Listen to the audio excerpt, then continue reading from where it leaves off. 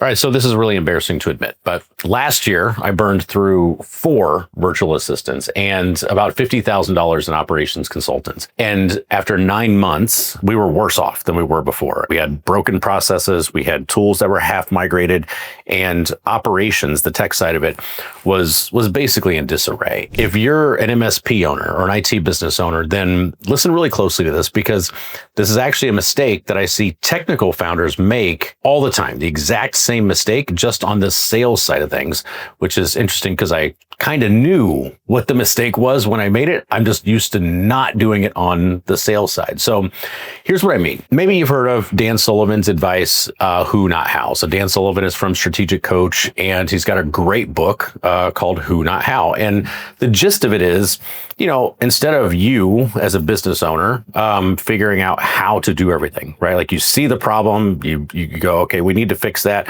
Instead of diving in, you hire a who, right? You hire somebody who can tell you how to fix the problem. And it's brilliant advice. I've employed it successfully many, many times. But there's a really critical piece missing, and it's the one that actually cost me the $50,000 and the money invested in the 4 VAs and all the time that I invested.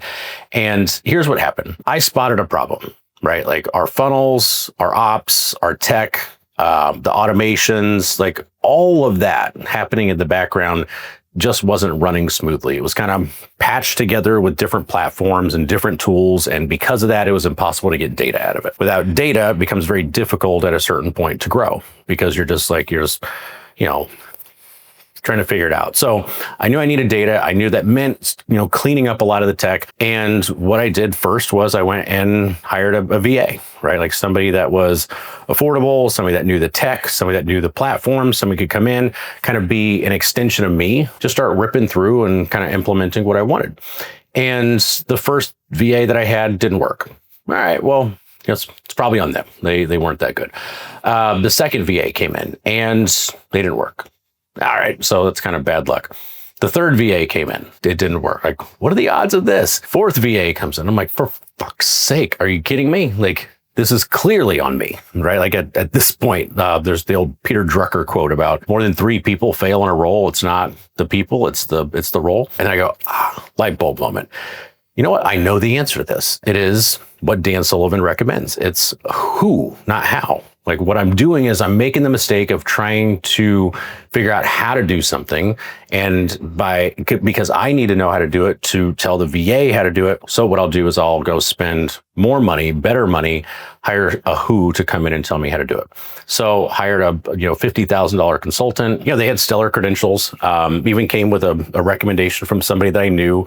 They talked a really good game, which, by the way, is not hard to do with me when it comes to ops and tech, because I only know so much, right? So it's not hard to talk a really good game to me, because I don't know nearly as much as any ops person's supposed to know. They get to work and months go by and by and by. It's supposed to be like a 90-day sprint project or something. Turns into 9 months plus. And at the end of 9 months, we actually we severed the agreement. We said, this clearly isn't working. Now, keep in mind, we're talking about a small business here. We're not talking about, a $20 million company. We're talking about a small digitally based business. This was, last year, more on the solopreneur, had just a few people on the team. It's like, this shouldn't have been that complicated. But after 9 months, after 50 grand, we basically ended up in what was a situation that was worse than when we started, because we now had shit halfway implemented, right? Halfway migrated. We were in this CRM and they told us we need to go to this CRM. So we start migrating here. We need to move our website to this. And we started so you start moving all these pieces around, and you get to a point, and if you kill that project, you're like, shit, this is now twice as bad as it was before. I decided to go a different route. I said, you know what? I'm going to violate the rule. Like, who, not how. Like, I'm going to roll up my sleeves. I'm going to roll up my sleeves. I'm going to dig in. I'm going to figure it out. I'll solve this shit myself. So that's what I did. I spent several months diving in, understanding the platforms, understanding tech, understanding things at a deeper level than what I knew before, and just ripping through it, like piece by piece, like understanding why we were using this, why this wasn't working. And what I found was massive redundancy in our tech stack, right? Like I saw half a dozen tools that we're using 20, 30% of. Hey, this tool can actually do everything this tool can, maybe at like 89% effectiveness, but the complexity that's created by having multiple tools.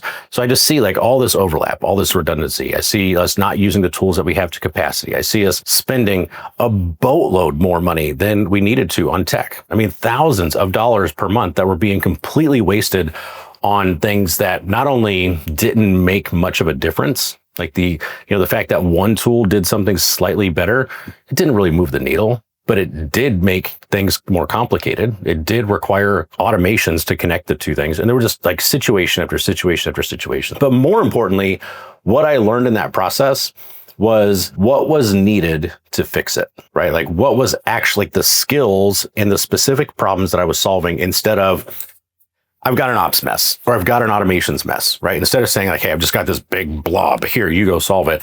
I dug in enough to know these are the specific things that I'm looking for. These are the specific skill sets that I'm looking for.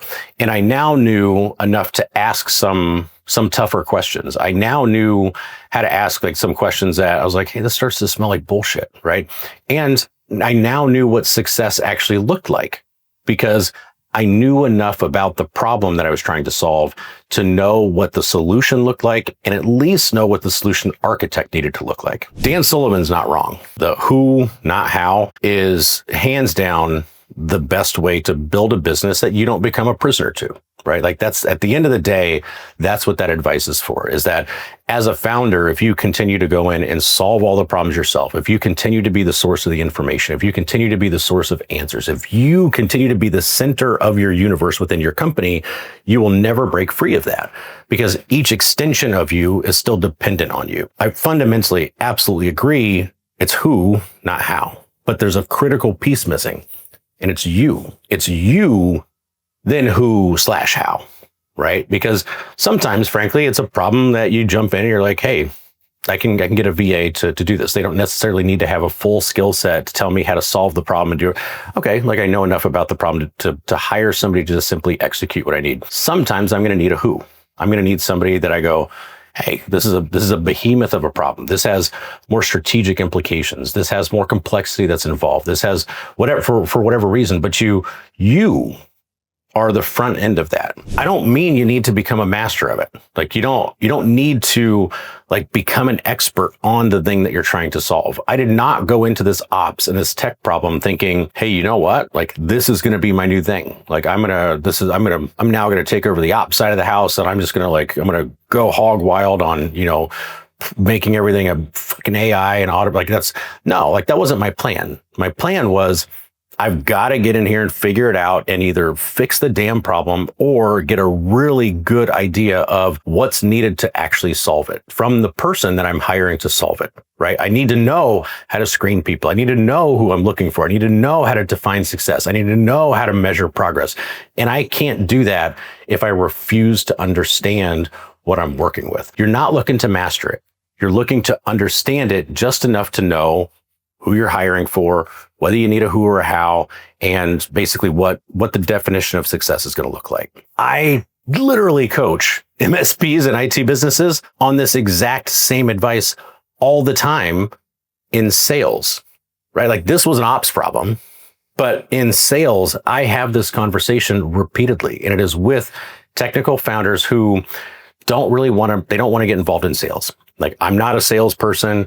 I don't know how to sell. I don't like selling. I've heard it over and over and over. And the thing, I completely get it. I understand it. You now know, for example, on the ops side, completely understand where you're coming from. However, the challenge is if you never take the time to learn the process, to actually sell, to get in there and close some deals, to create some leads, to do the process first. Again, not trying to master it. Like I'm not trying to turn you into a sales savant, but I am saying the pattern is strikingly similar, right? It goes something like this with most MSPs, IT business owners. It's, I'm going to hire, I need to get some lead generation. Here's what I'm going to do. I'm going to outsource it, right? To an agency. Try an agency. It doesn't work. Try an agency. It's super expensive. Try an agency and it works for a minute and then it peters out. All right. Well, you know what? We need to bring this in house. It's not consistent enough. I want to own the asset.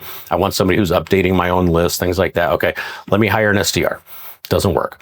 Let me hire another SDR. Doesn't work. Let me hire another SDR. Doesn't work. Okay, tell you what, let me hire a salesperson. You know what, if I got a good experienced salesperson, maybe if they've done this before, they can come in and just solve it all for me. Like they can figure out the process and all that stuff. Doesn't work. Okay, you know what? Maybe what I need to do is I need a sales manager. So I'll go hire a sales manager. They'll just build the whole thing. I want a sales manager that's going to sell, generate some leads, build a sales team, do the whole thing. And that doesn't work. And this pattern or these examples or what I'm talking about is something that is very, very consistent that I see all the time with MSPs. And when I did the same thing on the ops side, there was this moment of I'm doing the exact same thing. I'm trying to avoid the problem that I don't want to fully understand. I'm trying to avoid the side of the house that doesn't excite me as much. I'm trying to avoid the roles or the responsibilities or the problems or the things that I don't have the experience in. And rather than getting the experience, rather than rolling up my sleeves and getting in there, rather than understanding it enough to know how to direct that, I tried to just hire it away. And I suffered the same fate that you will suffer if you decide, I'm not going to take the time to understand sales at all. I'm going to try to abdicate it. I'm going to try to it's not even delegation. If you don't know what you're delegating for, and if you can't semi-manage it and you can't, measure progress on it because you don't understand it, that's not even real delegation. And that's why even our fractional management programs, we have the SDR accelerator and the outside sales rep accelerator, where we do fractional management, coaching, run sales meetings, listen to calls, all that stuff. We do that with you. Yes, we take the heavy lifting. Yes, we carry the vast majority of the sales management load of it, but it's not fully outsourced. And it's not fully outsourced by design, because I know the relationship that's created when you try to say, here, you take all of sales, and I just don't want to deal with it. I don't want to be involved with it. I don't want it connected to our strategy. I don't want it integrated into everything else that we're doing. It just doesn't work as well. I look at it, I'm I know these lessons, and I've even built our services around the lessons that I've learned. So yeah, imagine it's a little embarrassing when you go make the exact same mistake that you advise people not to make, just in a different part of the business. So if you're stuck on something right now, don't try to hire it away immediately, right? Make sure that you understand, do I know enough about this problem to know who I need to solve it? Do I know enough about this problem to know whether they're on track to solve it? Am I just going to, waste nine months and 50 grand only to find out, hey, we haven't gone anywhere? Am I able to measure the progress along the way? Do I know what success looks like? And if you have a role where you've had multiple salespeople or multiple ops people or multiple admins or techs or whatever it is that haven't worked, take a step back, look at that and say, I'm either wildly terrible at hiring, or is the role wrong? And more often than not, I'm telling you, the role is wrong. It's trying to combine different roles because we don't fully understand, we're actually combining 3 jobs into one. You know what, if we break these up, it's going to make it easier to hire. Before the who and the how conversation, there's a you conversation. And for me, that was a $50,000 tuition bill. And all I got to show for it was this YouTube video. I hope you don't have to learn it the same way that I did. Don't be like me. And if you thought this was helpful, hop on my email list. I actually send out weekly emails on sales and sales training and general business building. The link is below in the description. You can hop on the list absolutely free.